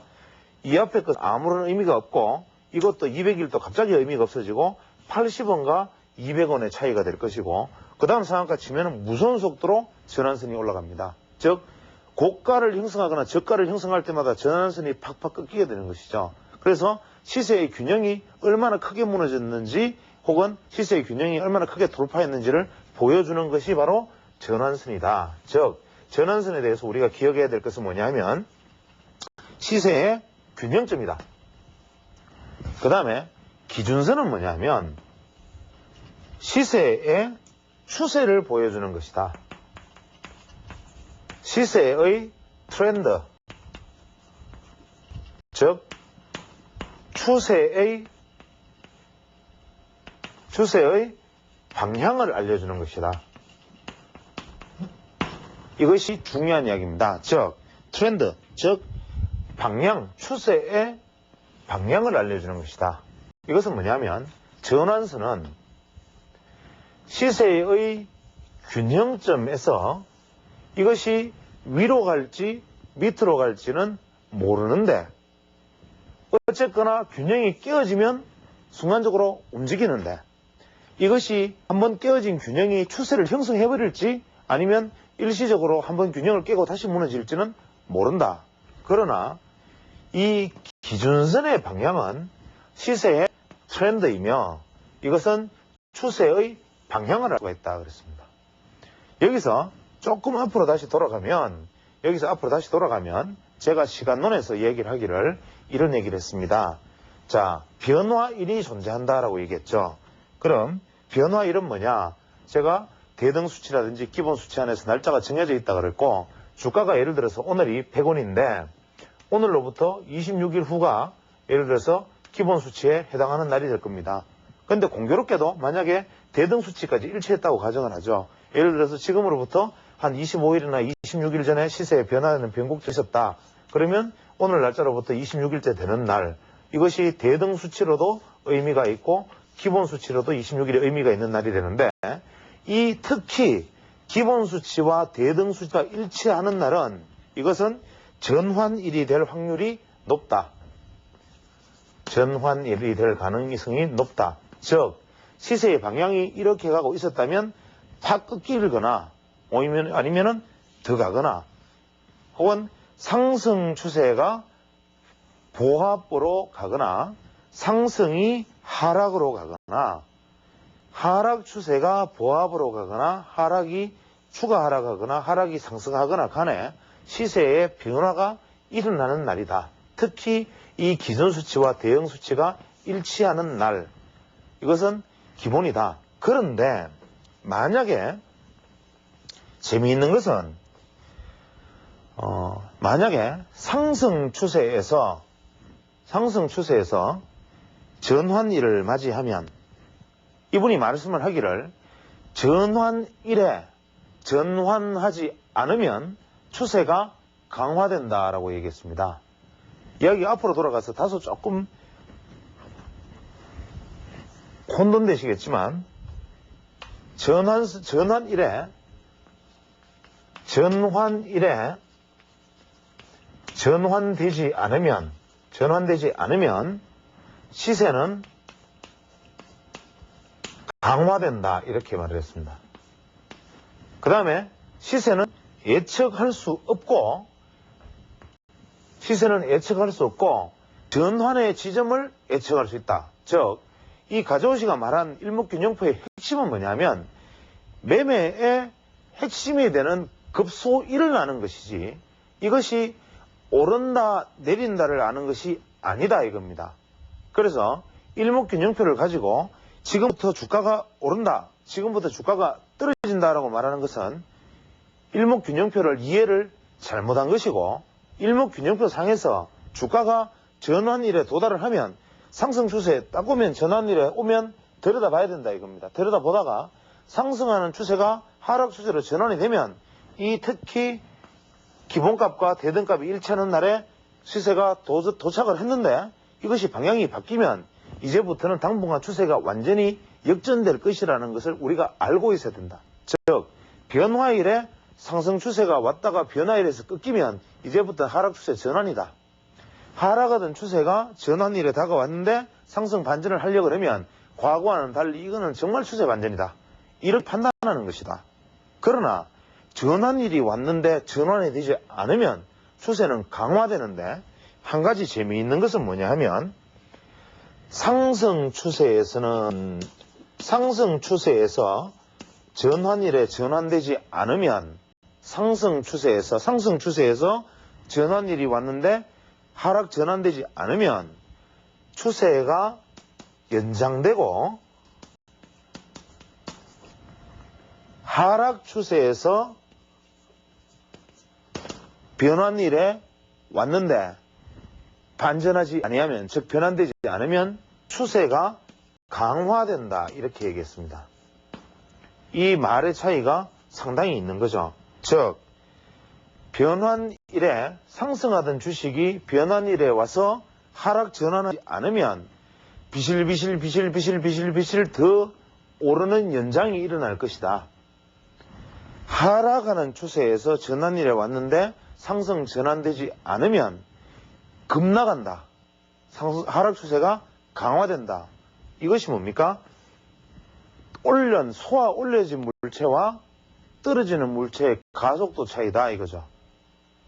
상승하는 것과 하락하는 것은 근본적으로 에너지가 틀린데, 제가 일전에 그런 말씀을 드렸다시피 하락할 때 하락 종목의 차트를 뒤집어 놓고, 자 지금 이 종목을 사야 되겠습니까, 안 사야 되겠습니까? 이유는 이 차트를 뒤집어 놓으면 이렇게 고점에서 이제 완전히 천정 모양입니다. 그러면 여러분이 만약에 이 종목을 들고 있다면 여기서 팔겠습니까, 안 팔겠습니까?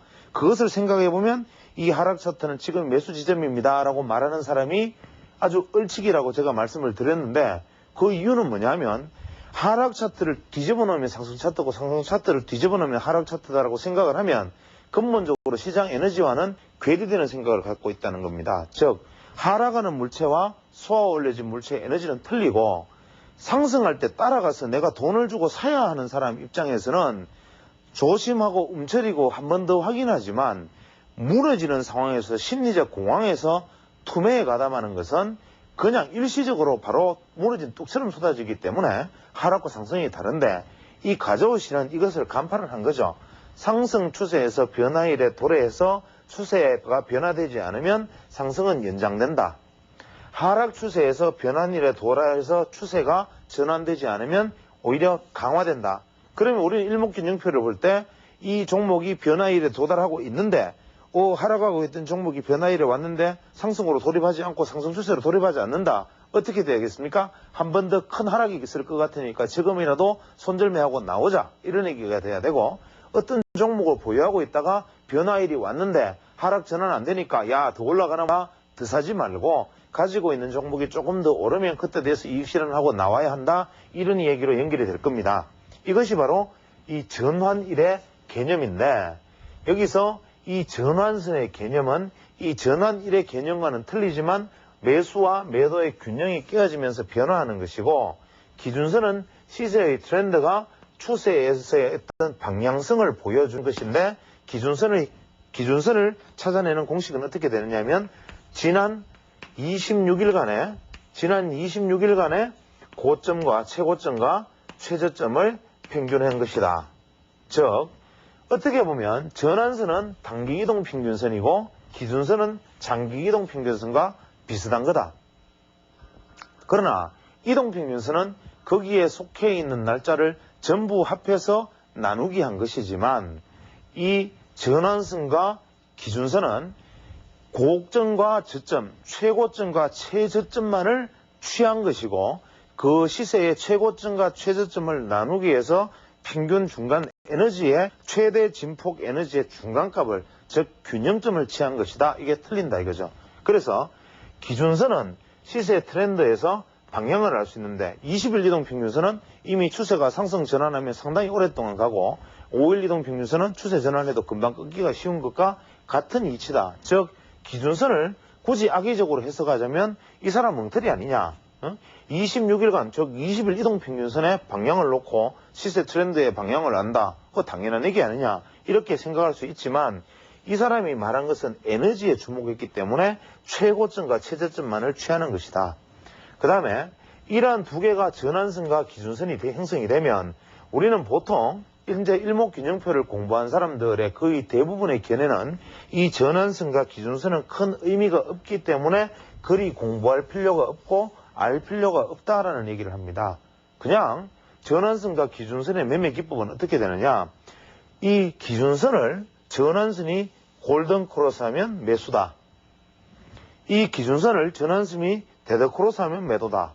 이렇게 이 정도로 단순하게 생각하면 된다. 즉 일목균형표를 볼 때 전환선이 기준선을 데드 크로스 하면 매도해라. 전환선이 기준선을 골든 크로스 하면 매수해라. 이렇게 얘기를 하지만 이것은 이동평균선의 개념을 그대로 갖다 대서 대입한 데 지나지 않는다. 즉 시세 전체의 평균과 최대 진폭 에너지의 평균은 틀린다. 이것을 지금 이해를 못하는 것입니다. 즉 여기서 우리가 시노하라의 비율을 한번 사례를 들어볼 수 있는데 우리 시노하라의 비율에 대해서 투자자들이 아시는 분이 있을 것입니다. 시노하라의 AB 레이시오라 그러죠. 나중에 이런 어떤 보조지표들에 대해서 얘기할 기회가 있을지 모르겠지만 시노하라의 A 레이시오와 시노하라의 B 레이시오는 26일간의 에너지 중에서 시가 대비 고가와 시가 대비 저가의 합을 26일간 나눈 것 혹은 전일 종가 대비 고가와 전일 종가 대비 저가를 나눈 것 이것이 왜냐? 왜 중요하냐? 왜 이것이 전일 종가 대비가 B 레이시오 현재 시가 대비 고가 저가가 A 레이시오냐? 특히 이 A 레이시오와 B 레이시오는 왜 이것이 에너지고 인기고 심리냐? 이것이 바로 최대 진동폭이 주는 것이 시장에 차지하는 비중이 크다. 즉 이 주가가 이만큼 한번 솟을 수 있었던 그 당시의 여건, 밑으로 이만큼 떨어질 수 있었던 그 당시의 여건들은 시장에 분명히 녹아있는 무엇인가 있다. 즉 무조건 이것들을 평균해가지고 이동평균에서 바라보고 보는 것이 아니고 왜 그 순간에 9일 이내에 이만큼 한번 솟을 수 있었던 에너지가 존재했던가, 왜 이만큼 떨어질 수 있던 에너지가 존재했던가에 주목한 것이 바로 이 전환선과 기준선의 개념이 되고, 이것이 나중에 뭐 시노하라의 개념과도 비슷하게 일치하는 부분이 있는데, 재밌는 것은 시노하라의 AB 레이시오도 26일 기준으로 삼고, 이 가조의 이동평균선도 이동평균선의 기준선은 26일로 삼았고, 제가 앞에서 말씀드렸던 이 26일이라는 것도 우리가 기본값에 있어서 굉장히 절대치로서 굉장히 중요한 의미를 가지고, 이것이 한 기, 1기라고 얘기한다 그랬죠. 한 개의 주기다. 그러면 이 26이라는 의미가 왜 이 사람들한테 그렇게 중요하게 작용을 했던가라는 것을 질문을 해보면, 이 사람의 책에는 뭐 재밌는 이야기들을 합니다. 26일째 되는 날, 혹은 이것은 달력의 주기와 양음역의 주기와 관련도 있기도 하고, 막부 시대부터 일본에서 내려오던 관습들 뭐 다양한 것들을 자기들이 연구한 결과에 의하면, 자기가 사람을 엄청나게 동원해서 이것을 연구한 바에 의하면 26일이 최대 변곡점이다라고 말을 하지만, 실제로 일본 시장이 일주일에 5일 정도 열렸으니까 한 달이면 거래일이 26일이고, 그것을 거래일 26일 동평균을 하겠다는 생각을 하는 것은 당연하지 않나 생각하고, 제 생각에는 아마 이분이 생각했던 것도 26일은 뭐 그럴듯하게 표현은 하지만 실제로는 아마 실거래일이 한 달 거래일이 26일 때문이었나 아니었나 생각을 합니다. 그래서 저는 보통 이 일목균형표를 쓸 때 원래 22거래일을 중심으로 기준선을 잡고 그 외의 모든 것도 수치를 낮춰가지고 변용을 해서 사용을 합니다. 그래서 이 시노하라 자신도 이 기준선과 전환선의 수치를 변형할 때 수추천을 합니다. 17일로 바꾸거나 혹은 극단적인 경우에 9일선 같은 경우 5일로 바꿔서 사용할 수도 있다라고 얘기를 하고, 심지어는 13일까지 내려서 13일선을 기준선으로 삼을 수도 있다. 이런 추천, 예외 추천도 자기 스스로 합니다. 그래서 이것은 아마 거래일 기준인 것처럼 보이고, 이 부분에 다시 돌아가서 매매는 전환선과 기준선이 골든 크로스다, 데드 크로스다, 이게 중요한 게 아니고, 이것의 매매의 기준은 어떻게 되느냐 하면, 기준선을 전환선이 골든 크로스 후에 제골든 크로스가 냈을 때가 매수 시점이고, 기준선을 전환선이 데드 크로스 후에 제데드 크로스를 낼 때가 매도 사인입니다. 혹은 골든 크로스 후에 지지받고 다시 오르는 이 지점을 리골든 크로스라고 얘기하기도 하기 때문에, 돌파해서 지지받거나 돌파해서 재돌파하는 국면을 매수 국면, 그 다음에 매도해서 돌파했다가 다시 데드 크로스 내면 매도 국면, 혹은 돌파했다가 디디고 다시 하락하면 매도 국면, 이렇게 얘기를 하는데, 이 전환선과 기준선의 관계에서 재미있는 것은 뭐냐 하면, 우리가 이 시노하라가 매수호기라고 표현한 시기가 뭐냐 하면, 시노하라의 매수호기는 주식을 매수하기에 좋은 국면은 뭐냐, 이것은 전환선 시세가 전환하고 난 다음에 기준선과 전환선을 뚫고, 특히 전환선을 먼저 뚫고 기준선을 뚫는 것이 당연하겠죠. 이러한 뚫고 올라가서 기준선 위에 시세가 존재를 하고, 종가가, 그 다음에 기준선이 상방향으로 추세를 잡았을 때, 그래서 9일 거래일 동안, 그 다음에 추세를 잡고 난 다음에 9일간 주가가 조정을 받을 수도 있으나, 이 9일간 하락을 한다 하더라도 9일 중에 하루는 반전을 해준다면 이것은 매수의 호기다. 이것이 뭘 의미하겠습니까? 즉 9일간 계속 하락을 계속 해버리면 이 전환선은 다시 밑으로 완전히 꺾여버리기 때문에, 지속적으로 조정을 받아도 9일째에 조정을 받아도 고점만으로 형성되니까 전환선은 별로 꺾이지 않는데, 이 마지막 9일째 되는 때까지 하락해버리면 전환선이 꺾여버리니까 이때 반등을 하루만 해줘도 전환선은 꺾이지 않는다.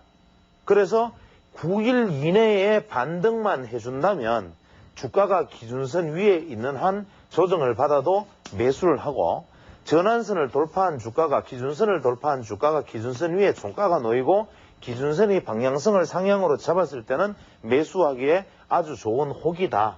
이 전환선 기준선 안에서는 이런 이야기합니다. 나머지 이야기는 다음 시간에 이어서 계속해 나가도록 하겠습니다.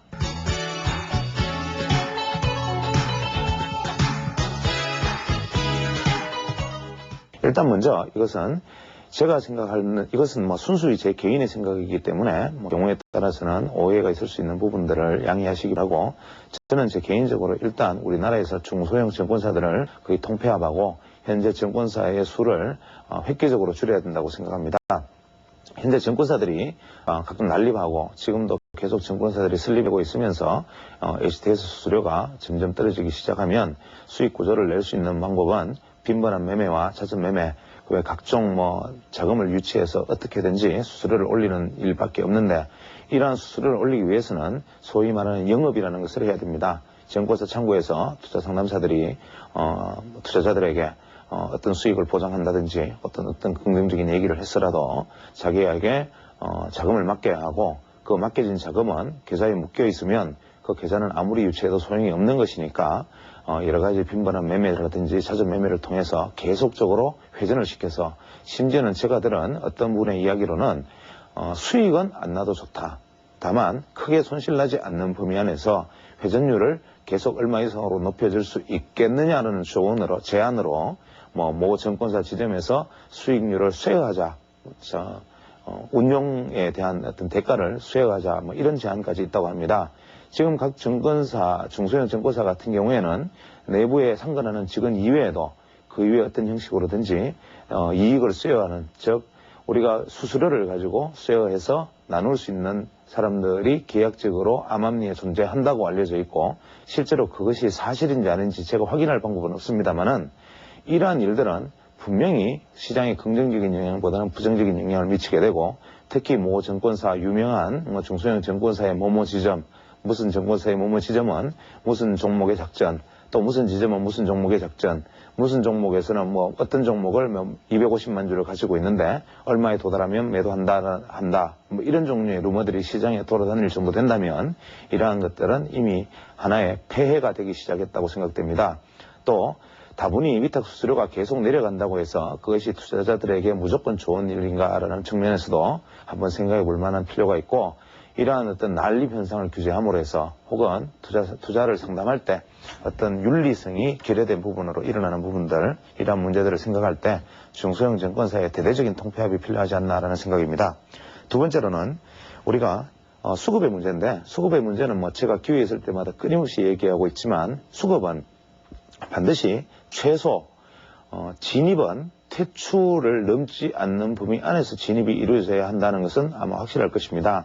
세상에 어떤 정시 대책도 이것만큼 확실한 대책은 없을 것 같습니다. 좀 더 적극적으로 얘기한다면 퇴출 대비 50% 수준에서 진입을 허용한다든지, 혹은 퇴출 대비 30% 선에서 진입을 허용한다든지 하는 방식으로라도 수급을 어떤 식으로든지 억제를 해서 퇴출이 되는 만큼 진입이 될 수 있는 이러한 방법으로라도 지금 수급이 조절이 되어야 하고, 그래서 시장이 1999년 말 이후로 계속적인 하락을 했던 원인이 98년 말 중반의 상승 이후에 엄청난 물량의 유상증자가 시장에 물량이 쏟아지면서 그 매물이 소화되는데 거의 2년의 세월이 걸렸다는 것을 한번 생각해 본다면, 코스닥 시장이 그 이후에 엄청난 어떤 유상증자라든지 그 외에 전환사채, 신주인수권부사채, 이러한 물량들이 안고 있는 회복단의 어떤 파괴력을 생각한다면, 현재 시점에서 더 이상 거기에 더 붙여서 만약에 신규 등록이 일어난다면 이제 우리 시장이 감당하지 못하는 수준까지 가지 않나라는 생각입니다.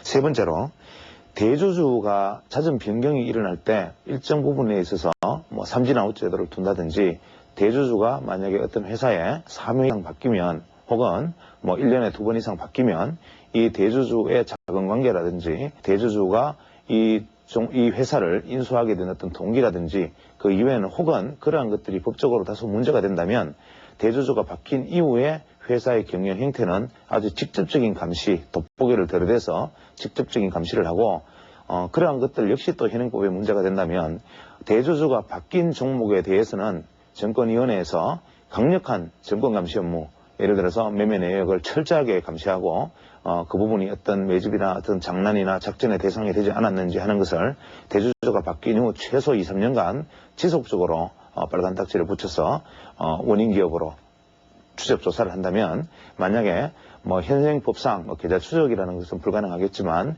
대주주가 이상한 이유로 바뀌고 끊임없이 주인이 바뀌고 회사의 정관이 변경되고 사업 목적이 자꾸 변경되는 회사들의 자금의 주식의 어떤 이동, 혹은 주주 분포의 이동, 이러한 것들을 끊임없이 감시함으로써 현재 작전을 현저하게 줄일 수 있지 않나 싶습니다. 네 번째로는 공정한 어떤 민간 모니터를 위촉해서 정책 당국에서 한번 운용해 보는 것이 어떨까라는 생각입니다.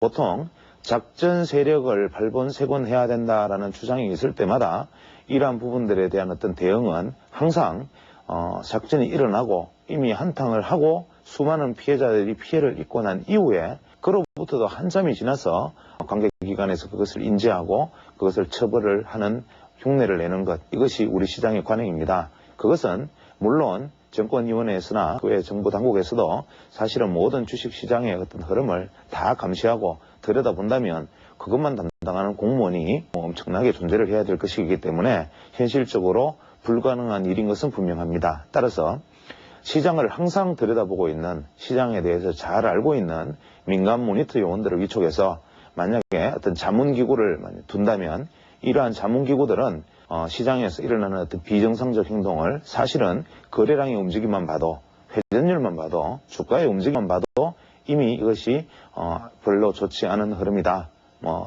소위 손을 탔다. 작전의 대상이 되었다. 이러한 것들, 심지어는 거래원이나 어떤 매매 호가의 어떤 체결 강도만 봐도 알 수 있는 그런 분들이 많습니다. 그래서 이런 분들을 민간 모니터 요원으로 위촉해서 시장의 어떤 작전이 성립될 수 있는 여지를 아예 초기에 바로 봉쇄하는, 그래서 민간 모니터 요원들이 제보를 하거나 민간 모니터 요원들이 주 단위 월 단위로 모니터링하는 결과를 관계 당국에 일단 제공하고 관계 당국에서 철저한 조사를 하는 이러한 형태로 진행이 된다면 더 이상 소위 작전이라는 이름의 불건전한 세력들이 발을 붙일 공간은 현저히 줄어들지 않을까라는 생각을 합니다. 다음으로는 현재 주식시장의 위탁 수수료를 오히려 대폭 인상해야 된다라는 생각입니다. 지금 위탁 수수료를 인상하자 그러면 정시에 엄청난 악재가 될 것이라고 생각을 할 것이고, 실제로 지금 저 사람이 무슨 망발을 하고 있나라고 말씀하실 분도 많겠지만 위탁 수수료를 인상하고 일정 부분에 있어서 세금을 인하하는 방식을 한번 생각해 볼 수 있지 않나 싶습니다. 즉 주식시장에 있어서 당연하게 매매에 대해서 매매 이익이나 혹은 매매에 대해서 수수료를 부과하는 것은 상거래 원칙상 당연하고 또 그 부분에 있어서 세금이 부과되는 것도 당연한 일입니다.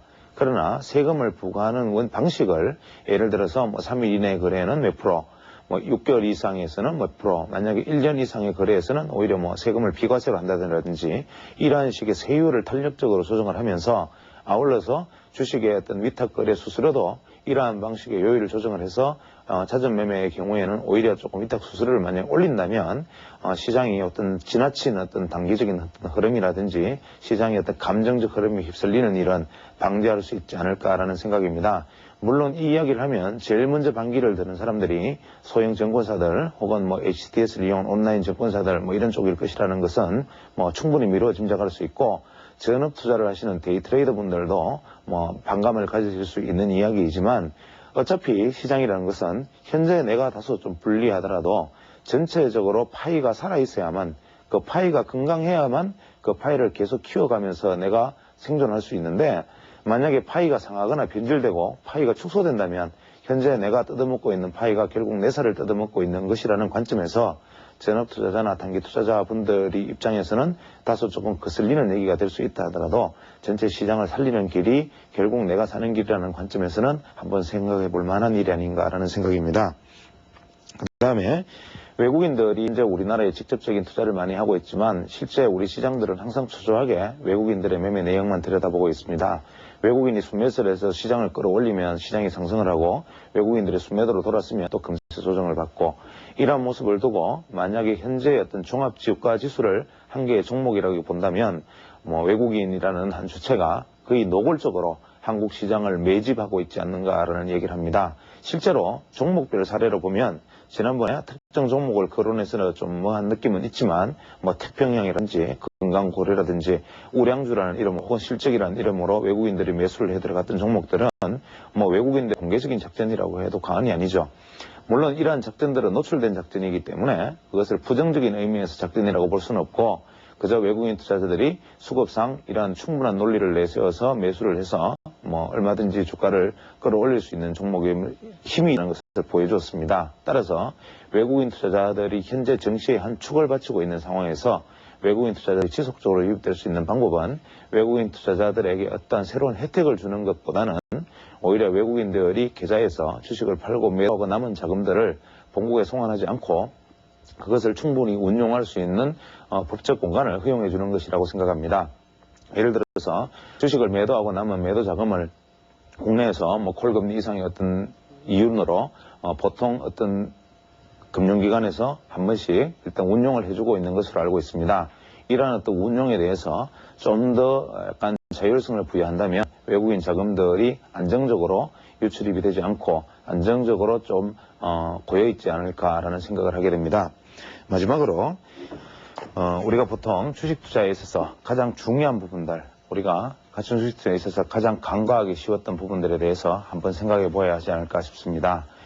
보통 무출펀드라든지 각종 연기금이라든지 이러한 어떤 이름으로 우리가 투자되어지는 부분, 특히 지금 장기증권저축이라는 이름으로 투자되어지는 부분들, 이러한 부분들이 과거에 우리가 80년도 중반에 무출펀드가 처음에 우리나라에 등장하면서 그것이 대세 상승의 시발점이 되었다는 측면에서 이러한 어떤 장기저축이라든지 각종 대책을 내놓을 때는 이것이 좀 더 현실적인 방법으로 나아가야 되지 않을까라는 생각입니다. 예를 들어서 장기증권저축이 1년에 두세 번밖에 매매를 할 수 없다. 이러는 것보다는 차라리 세율을 환급하는 세금을 어떤 면탈하는 퍼센트를 달리 해서라도 1년에 20배 이상, 1년에 10배 이하, 1년에 5% 이하 이렇게 나눠가지고 세율을 달리 해준다면 충분히 그쪽에 유입될 수 있는 자금도 좀 더 유도할 수 있고 무철펀드 같은 경우에도 전원 개방형으로 체제를 전환하고 무철펀드의 수익률을 아주 투명하게 오픈시킴으로 해서 투자자들이 안심하고 간접 투자 자금에 자금을 유입시킬 수 있는 어떤 그런 대책들이 랜드였으면 하는 바람입니다. 감사합니다.